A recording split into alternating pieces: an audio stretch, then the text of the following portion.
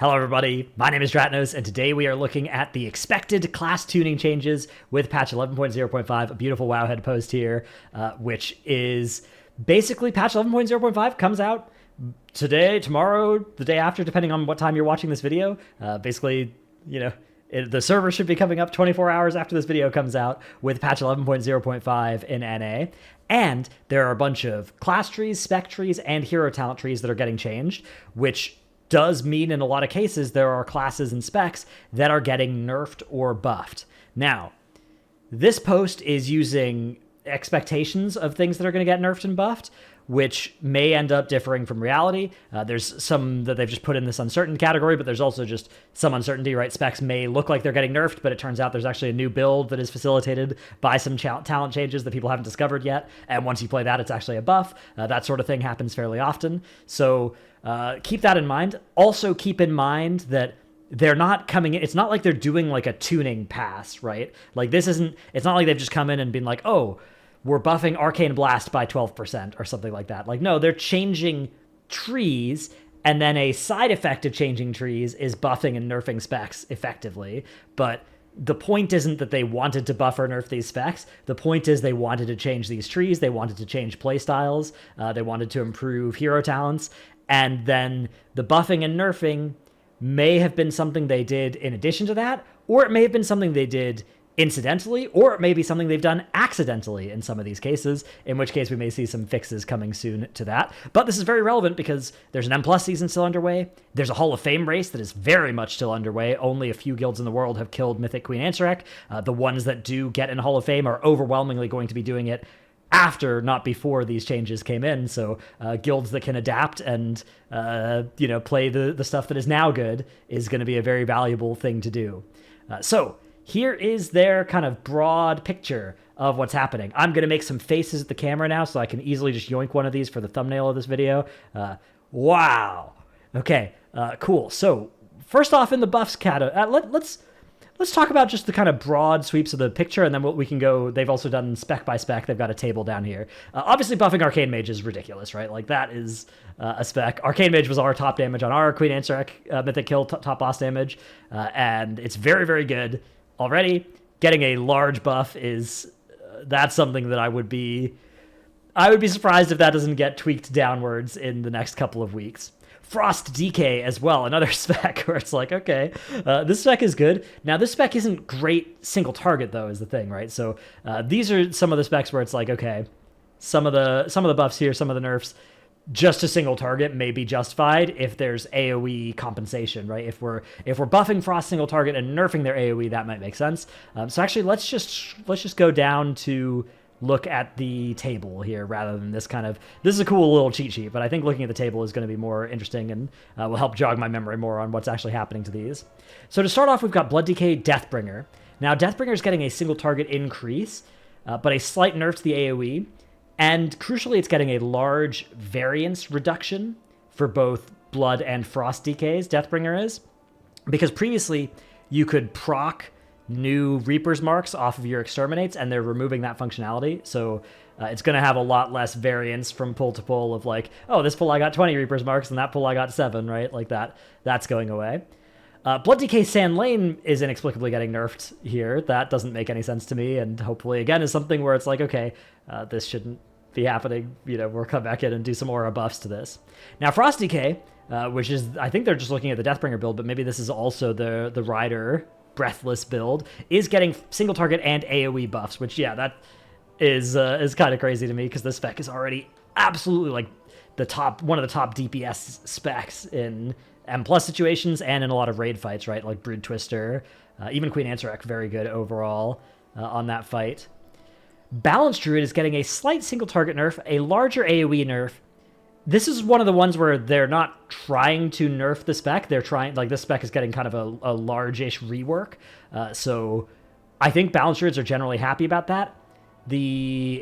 Obviously, like, the numbers side of the spec is maybe still they need to, like, make single target go up a little bit more. I think AoE going down a bit. If you actually look at overalls in M+, this spec does do a lot of overall in M+, so nerfing the AoE a bit is maybe still fair. Feral Druid, we've got a single target number here of maybe 2% and an AoE that has not been submitted, I guess. So it's worth noting, I think, that it's the Wowhead guide writers that have supplied these answers to each of these ones. So the way that they've answered may vary from spec to spec, what exactly they were looking at, what situation, whether it's a 5-minute single target sim or whether they're trying to actually represent, like, say, how this will change Nexus Princess Kaiveza damage, or anything like that, right? Like M plus versus just a 40-second 10 target dummy sim, right? All those things could change depending, like the different guide writers might have had different ways of going about this, and of course they may just have different ideas from each other, so worth noting there. But Feral Druid might be a slight buff depending if patch notes or PTR are true, which is worth another point worth bringing up is that there is some uncertainty with which changes are actually going to make it to live.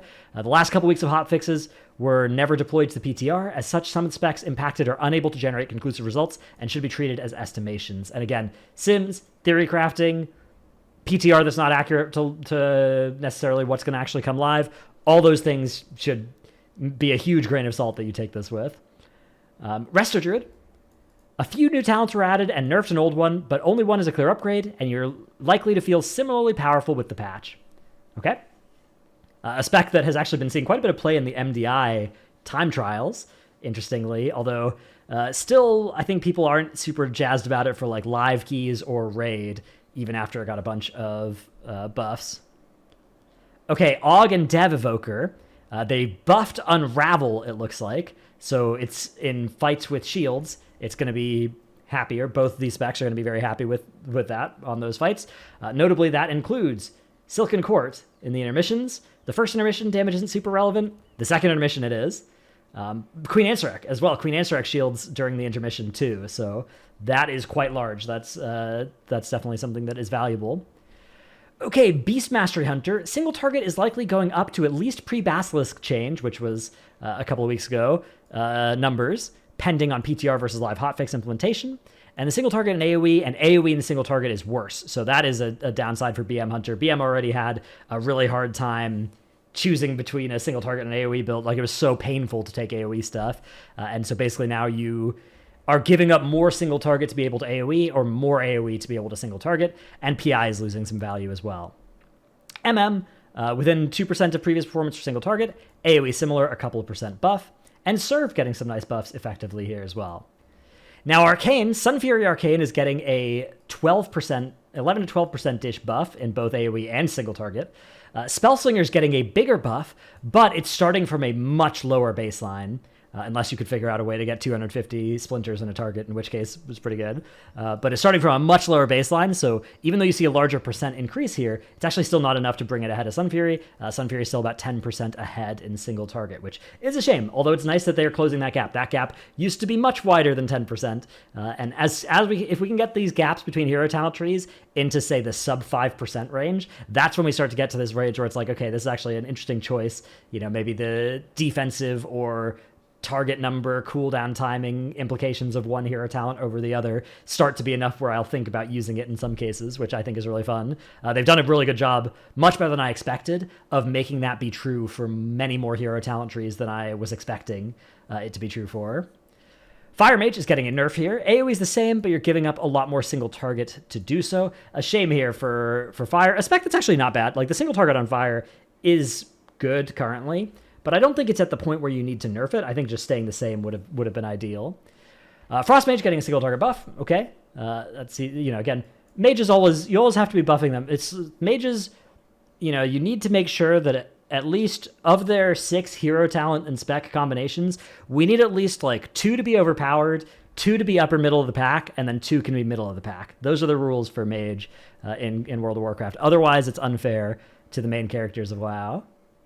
Brewmaster's getting a slight single target and AoE buff, but it could be more depending on bugs. Yes, this like how we were just talking about mages. The thing with monks is that monks are buffed and nerfed based on which bugs you fix or don't fix, whether they're detrimental or helpful buffs that you're fixing or not fixing. Mistweaver, a very small single target buff, a little bit of an AoE buff. Interesting, they don't really have like a healing column here. But many quality of life improvements with new and merged talents, including baseline ancient teachings, although I think they're nerfing it by quite a bit, right? A ranged RSK alternative and rushing wind kick, which is pretty cool. and a new smaller cooldown in Jade Empowerment that gets better when there are more enemies to damage. And then Windwalker getting some slight buffs as well. Holy Paladin is getting about a 2% nerf. PTR is currently missing hotfixes, which could lead to additional nerfs. Prot Paladin, unknown, some live hotfixes weren't pushed to PTR. They got to fix the mana on Word of Glory for this spec, especially with Lightsmith being something. Like, I want to play that, but I'm not going to play it if I'm going to go That's not happening. I do not want to play it that bad. Ret Pally is slight nerf as well. Again, this is not a case of an aura nerf targeting Ret Pally. It's like, oh, the class tree, Seal of Order being removed. One thing that was really annoying, though, is that they turned, like, they did some work to remove annoying throughput talents that you had to take in the class tree, but then they also did some counterintuitive moving in the opposite direction of, like, putting another point in to just make Hammer of Wrath do slightly more damage or something. That's a little bit kind of... It seems like they're pulling in two different directions with what they're trying to do with the Paladin class tree for Ret. Rogues are getting some buffs, all three specs. Sub, though, is getting a defensive nerf due to the removal of Invigorating Shadow Dust. It's also getting a playstyle buff for a lot of people who did not like the Shadow Dust playstyle. And yeah, all three rogue specs getting a nice buff. Ellie Shaman, the AoE is getting buffed. Burst increased, and Mastery is now your best stat, interestingly enough, which is cool. Enhance, uncertainty due to the amount of changes in PTR being down for an extended period of time. The number makes deeply rooted elements worse and likely non-viable. My guess is that this is overall a net buff to Enhance for like M+ situations. I don't know about raid situations, but that's just what it seems like to me. It's definitely one of the ones that has a lot of moving parts for it, so... but I feel like the spec is going to be... I wouldn't be surprised if we see Enhance, Arcane... Yeah, Enhance, Arcane, and Frost DK getting aura nerfs in like a week or two's time. Those would be the specs at the top of my list of what's probably OP in the next patch. Resto Shaman, slight buff here, slightly bigger buff for Farseer than Totemic. That's great. Arsham is obviously insanely OP in M+. They're trying to nerf it a little bit by making Poison Cleansing Totem have a longer CD. That doesn't really have that much to do with why Resto Shaman is sick, and a longer CD, but you still have Totemic Recall. It's still going to be super good. So that one's not going to have that effect on like the M+ meta, I don't think. And then obviously throughput getting a little bit better. Obviously you mostly play Totemic on this spec, but I love Farseer Resto Shaman, so I hope that becomes more of an option as well. Arms Warrior, very slight nerf. And then Fury and Prot Warrior, we're seeing Thunderous Roar getting a 5-target cap. Fury, largely neutral single target, but the AoE is reduced by about 20% Odin's Fury and initial Thunderous Roar damage, or about 3 to 5% overall. So Fury is taking like the 4th effective nerf in a row here. Now, there will be Fury Warriors complaining about this, acting like they don't deserve this. I'm of the opinion that they definitely did deserve all of this AoE nerfs. Let me see if I can, hang on. Let me pull up our Ansarek kill. I don't know, man. This spec is still... This spec is still kind of something else. I don't know what to tell you. Like, it's not... I think it's okay to nerf the AoE a little bit more. Now, should the single target maybe come up a little bit as the AoE comes down? Probably yes. Yeah, that's definitely true. But the AoE, I think, coming down a little bit more is okay. I think it's fair if you're a warrior to look at Frost DK and be like, what? How are they getting this when we're getting... this, okay, fine, but in a vacuum, I do think this is probably still sensible. Although I wish it was kind of a numbers reduction rather than a target cap implementation. But I guess there is still the numbers reductions as well. Okay, that's it. That's our look at the upcoming tuning in patch 11.0.5.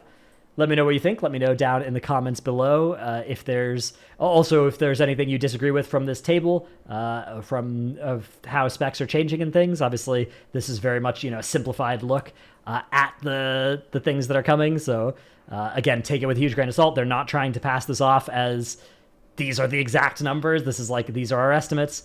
These are the sims. These are the theorycraft. But a lot of this can change. A lot of this can be wrong. So. That's it. Hope you enjoyed the video. Thanks so much for watching. See you in the next one. Bye.